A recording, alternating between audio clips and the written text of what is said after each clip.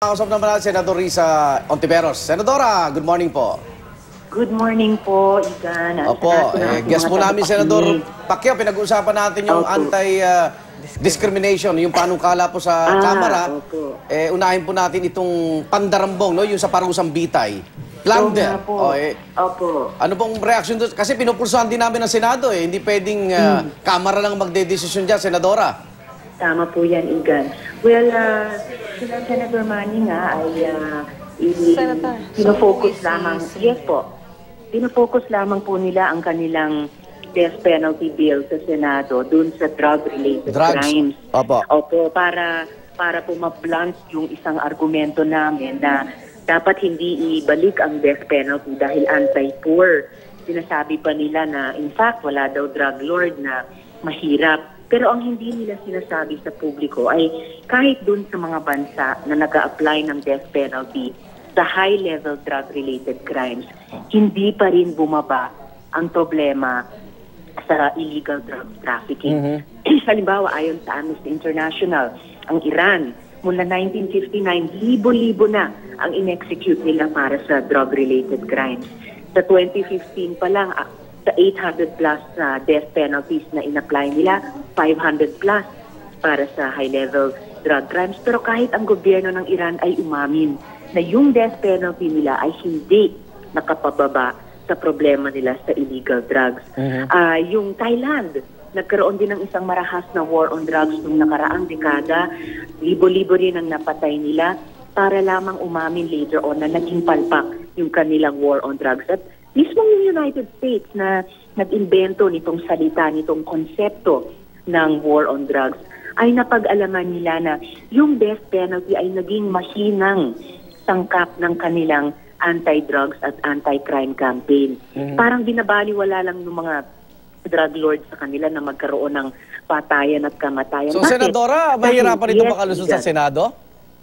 Opo, Igan. Mahihirapan pa rin dun sa Kamara namin dahil nung simula pa lang nitong 17th Congress, may bilang po kami na mga 1/3 kami na solidly anti-death penalty. Pero nitong nakaraang higit kalahating taon, dahan-dahan sa bawat buwan na dumaan, ay nadagdagan dahan-dahan yung aming bilang.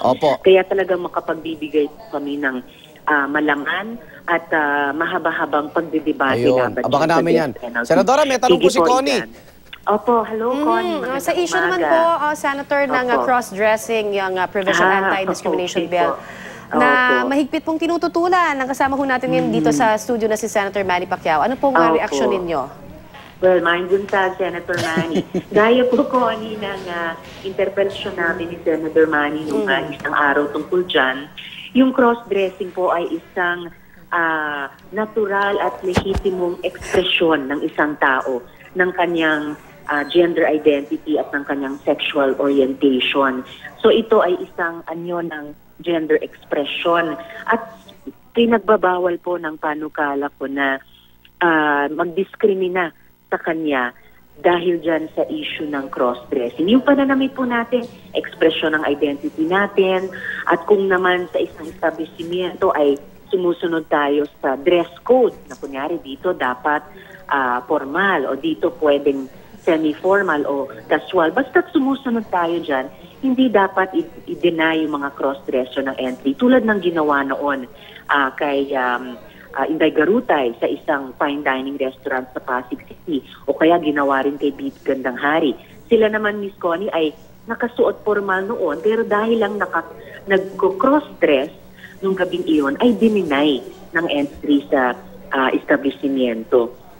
Yung pagsumunod sa dress code or pag kunyari sa isang opisina or paaralan na may uniforme, yun namang uniforme ekspresyon ng identity ng institusyong iyan, kahit sa ganyang institusyon mayroong sinasabing pananamit ang babae at lalaki, at kung mag-cross-dress basta ayon sa uniform o dress code, dapat po ay respetuhin yan para maging komportable ang tao sa kanyang sarili. Okay.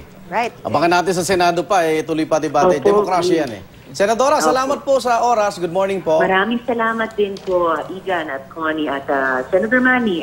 Opo, nandito po siya. Mabuhay po kayo. Senadora Risa Hontiveros.